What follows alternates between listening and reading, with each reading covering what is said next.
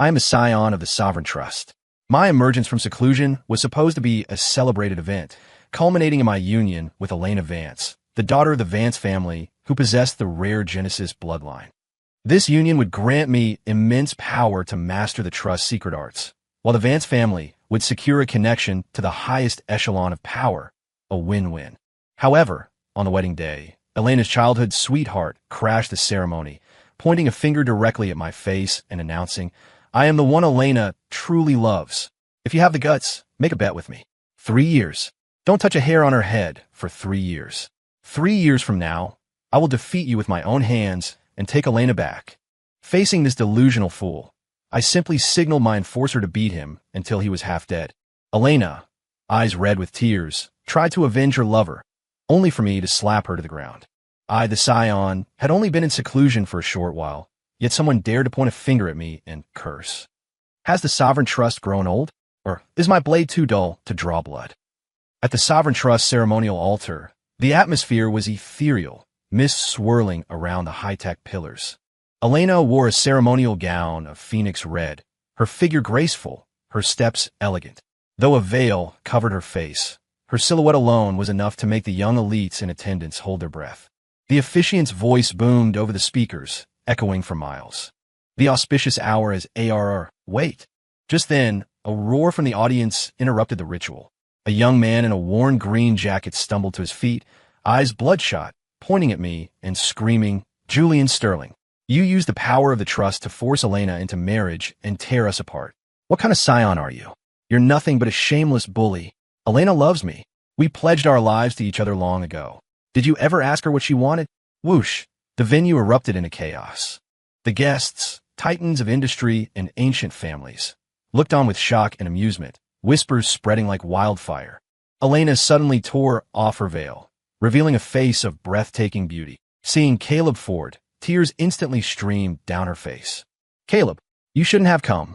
Seeing Elena weep for him seemed to give Caleb a massive boost of courage. He straightened his spine, his finger pointing at me, trembling with exertion.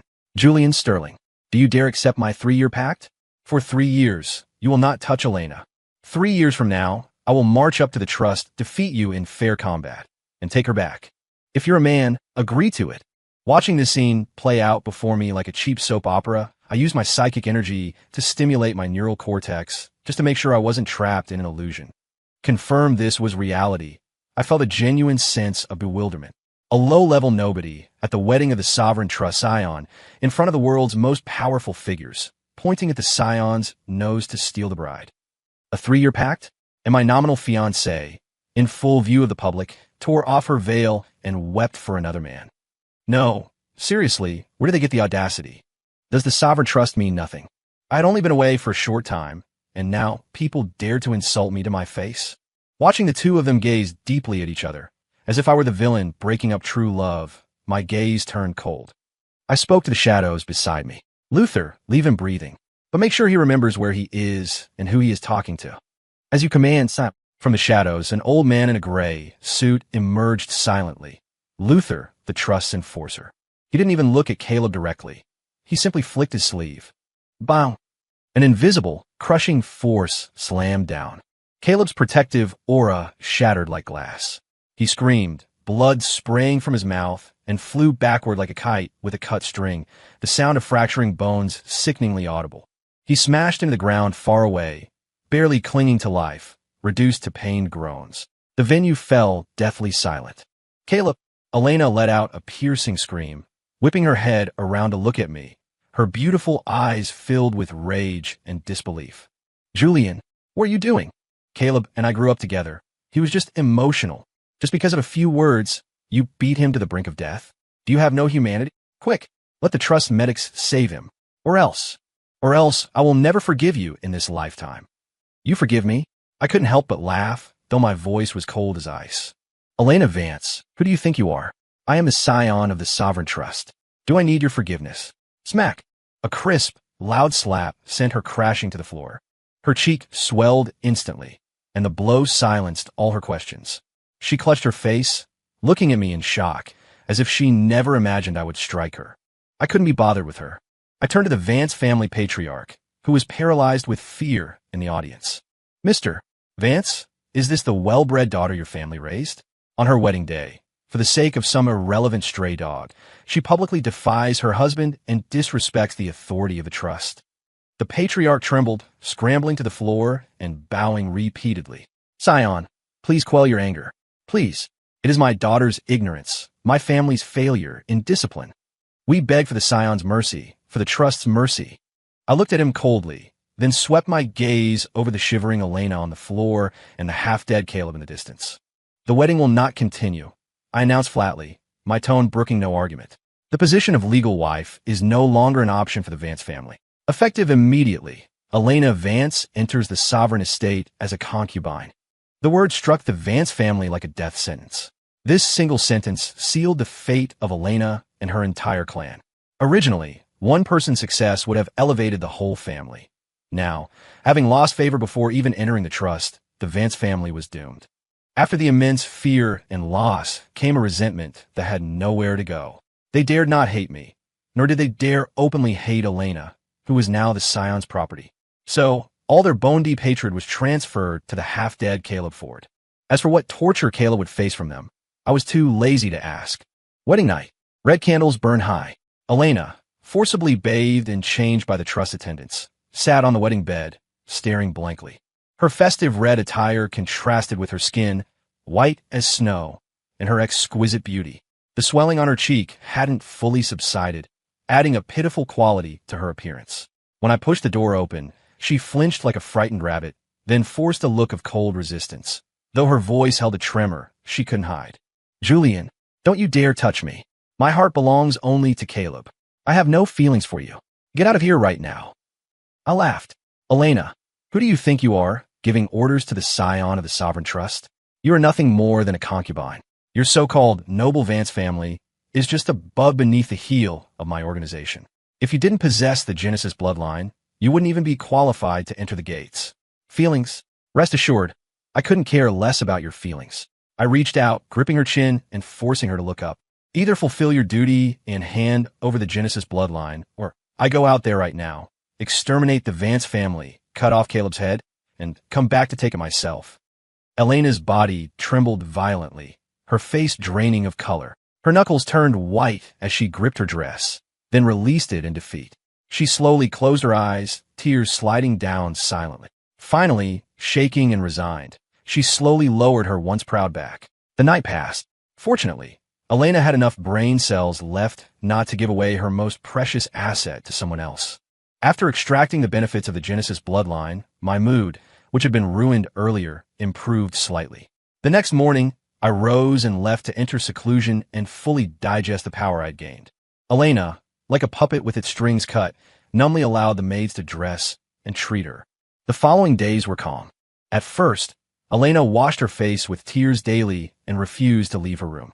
But after half a month, she gradually returned to normal. Though still silent, she began walking around the estate, occasionally visiting the archives to read. Almost everyone thought she had accepted reality. I alone felt the change was too fast, too unnatural. Sure enough, half a month later, in the quiet chamber of the Scion's hall, the air shimmered, and Luther appeared silently, handing over a data chip. Scion, this is a message Caleb Ford attempted to send to Elena today using a highly encrypted frequency. I intercepted it. I took the chip and scanned it with my neural link. It was full of sappy vows and tough talk like wait for me. Elena, found a miracle. I will save you from that hell, and Julian will die a horrible death. I listened expressionlessly, feeling no anger, only a growing interest in Caleb. As far as I knew, after being crushed by Luther and the Vance family, his energy core was shattered and his bones pulverized. He should have been an invalid, barely clinging to life. Yet how much time had passed? Not only did he survive, but he had the strength to use such an energy-consuming transmission method. This recovery speed, this cockroach-like resilience was not something a common freelancer possessed. I was reminded of the Chosen One archetype from the novels. Those stories always love protagonists with massive luck, who survive cliff falls to find treasure. Could Caleb be such a character? Interesting. I re-encrypted the message exactly as it was and handed it back to Luther. Send it through. Let her receive it. Also, Luther, take a trip yourself. Keep a close watch on this Caleb. I want to report on everything. Who he meets, where he goes, what opportunities he finds. Detail. Luther bowed slightly. Yes, Scion. Thousands of miles away, in the Badlands. Caleb hacked through the dense, mutated vegetation, moving with difficulty toward his secret coordinate. His clothes were rags, his face haggard, but his eyes shone with hope. Master, are you sure the obsidian lotus is in this zone? Correct. A raspy, ancient voice echoed in Caleb's mind. Don't underestimate this Blackwater site. It may seem like a low-level ruin, but inside lies the seed of the obsidian lotus, a body-tempering holy grail that even scions would go crazy for. A seed. Caleb was disappointed. But Master, didn't you say I needed a full-grown lotus to rebuild my foundation and rival the Trust's heirs? Fool, the voice scolded. It was a seed when I died 500 years ago. Now, it must have bloomed and borne fruit. I apologize for my stupidity. Hearing the scolding, Caleb quickly apologized. He looked down, hiding the resentment in his eyes. Recalling the wedding, Caleb ground his teeth.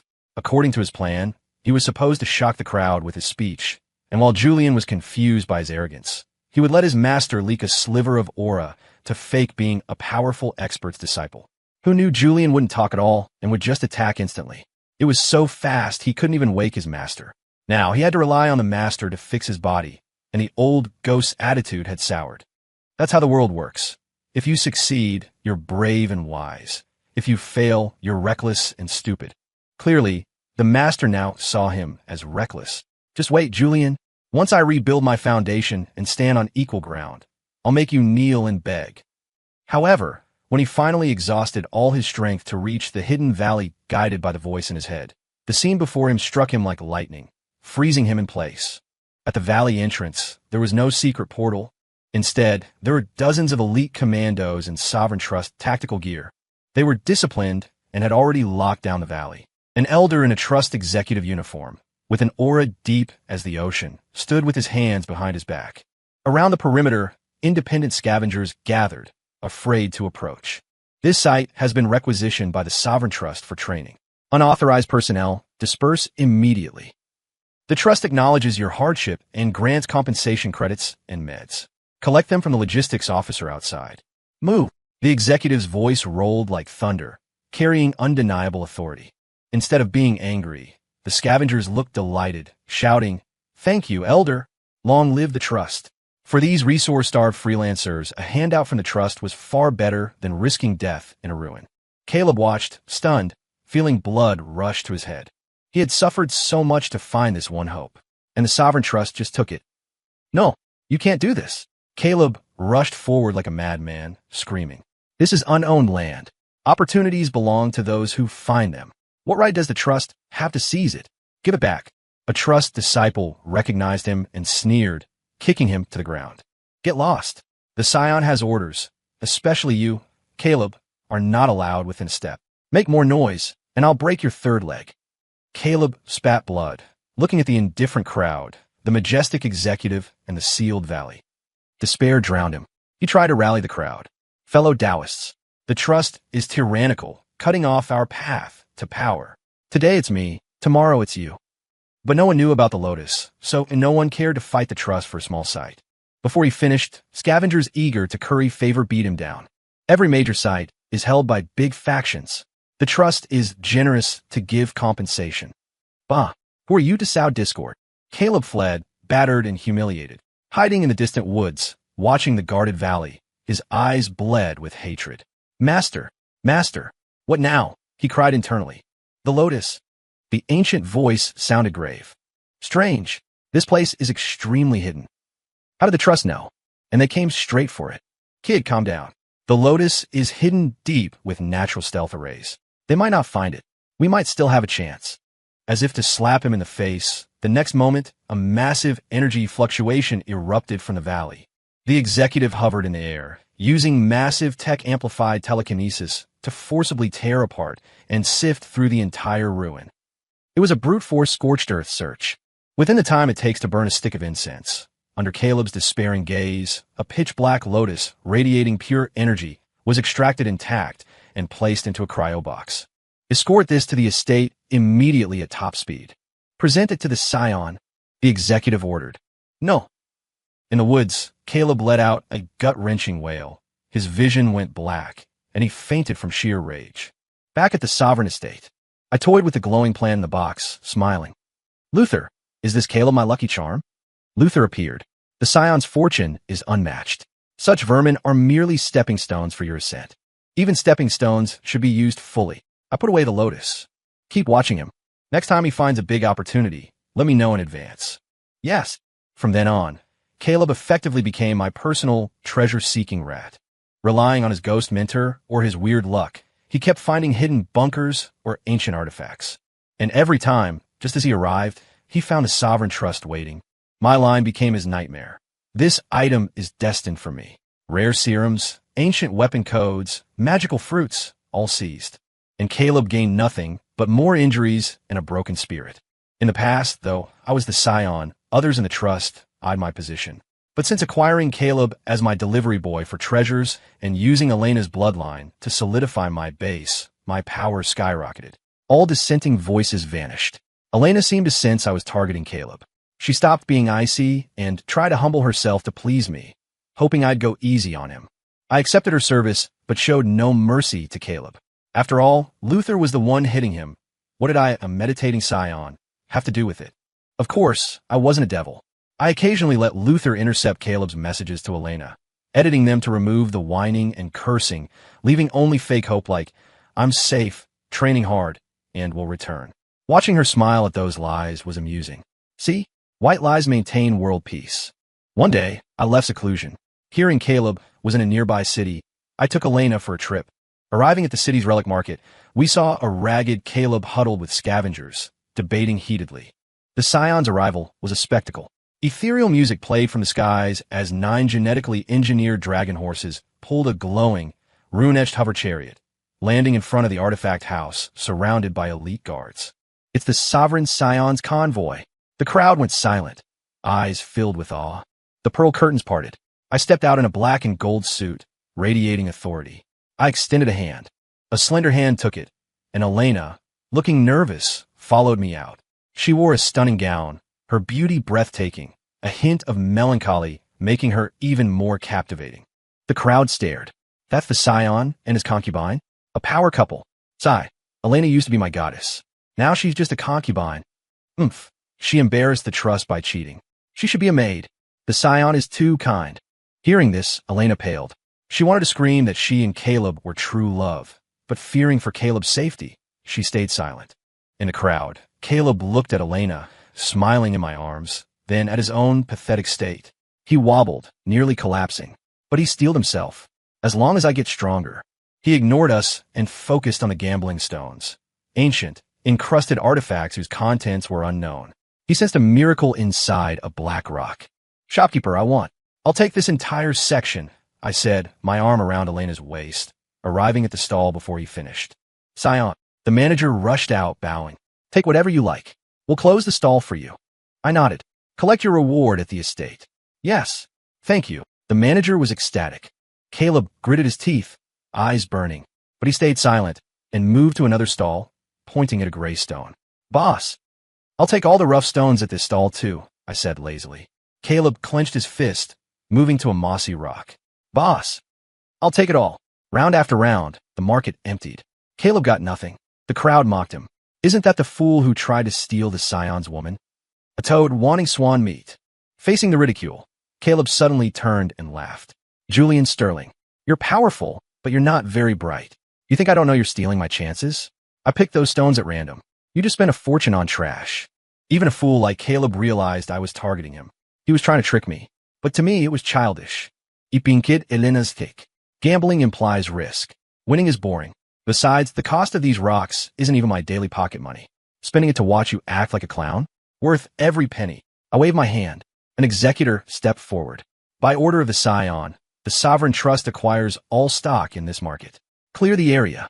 Caleb froze, watching guards pack up everything, including the one stone he truly wanted. That was mine. You're robbing me. He tried to rush forward, but was pinned instantly. The crowd laughed. He's crazy, trying to fight the scion for a rock. Elena, seeing Caleb humiliated, turned pale. She tugged my sleeve, begging Scion, you promised not to make things hard for him. Please let him have that stone, maybe it's important to him.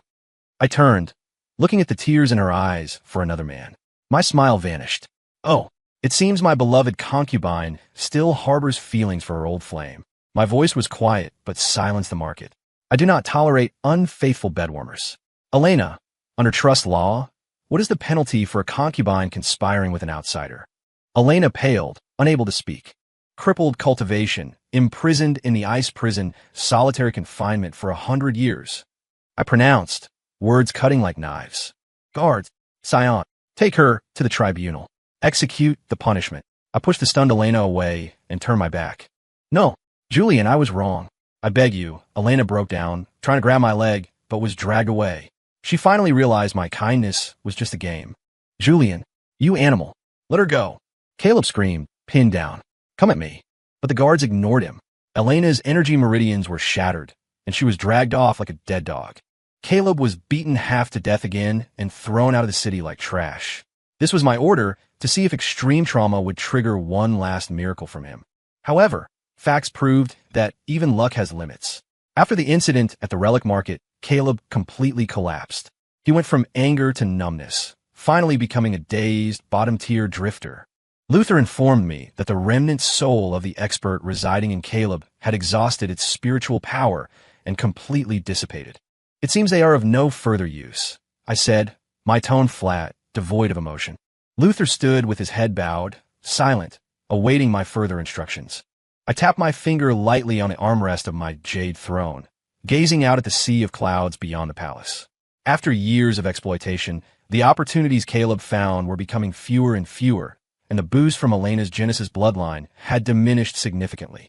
Since I had squeezed him dry, I wasn't about to keep 2 ticking time bombs around. When cutting weeds, one must remove the roots. Although Caleb was now a cripple, he had possessed that strange luck before. Who could guarantee he wouldn't stumble upon some miraculous fortune again one day? Even if there was only a 1 in a million chance, I would not allow it to exist. The same went for Elena. She possessed the Genesis bloodline. Though useless to me now, she would be a liability if discovered or used by others. Moreover, the resentment in her heart toward me and the trust had never faded. Keeping them was keeping a disaster waiting to happen. I, Julian Sterling, did not secure my position as Scion merely through talent and strength. Luther, I spoke slowly, my voice cold as a winter spring, clean them up, thoroughly, body and soul destroyed, leaving no trace. I emphasized the word thoroughly. In this world of high-level bioevolution and psionics, physical death wasn't always the end. Reincarnation, consciousness uploads, persistent spirits, these things happened. What I wanted was absolute erasure. Your servant understands. A flicker of understanding passed through Luther's eyes. He had followed me for years and knew my style well. Towards enemies with no value and potential threat, mercy was the most laughable and fatal weakness. His figure slowly melted into the shadows and vanished. Several months later, an insignificant piece of news circulated among the lower levels of the trust. The confined concubine Elena Vance had passed away quietly from an illness caused by years of depression. Since she had long fallen out of favor, the trust merely sent someone to verify it as protocol before hastily handling the funeral arrangements. Even the Vance family, to avoid suspicion, didn't dare to claim her body. Almost simultaneously, in a remote border town thousands of miles away, a destitute cultivator named Caleb Ford accidentally triggered an ancient restriction while scavenging for resources. The resulting explosion obliterated him and a barren mountain, leaving not even a bone behind. Witnesses swore they saw Caleb's soul dissipate like smoke in the blast, unable to escape, completely annihilated. 2 events, far apart, causing no ripples. Like 2 splashes in the ocean that vanished instantly, unnoticed, unmourned. Inside the Scion's hall, Luther returned silently and gave me a slight nod. Nothing needed to be said. I lifted the cup of spirit tea in my hand, took a light sip, and let my gaze drift over the new reports on my desk. Ancient ruins discovered in the west sector, a strange artifact emerging in the southern wilds. This vast world still held countless opportunities for me to explore, countless peaks for me to climb. Caleb and Elena were nothing more than 2 insignificant ants on my long path, a brief interlude that had already settled into dust. My mind was clear, my conscience untroubled. Ahead, there was only the path to immortality. Story complete.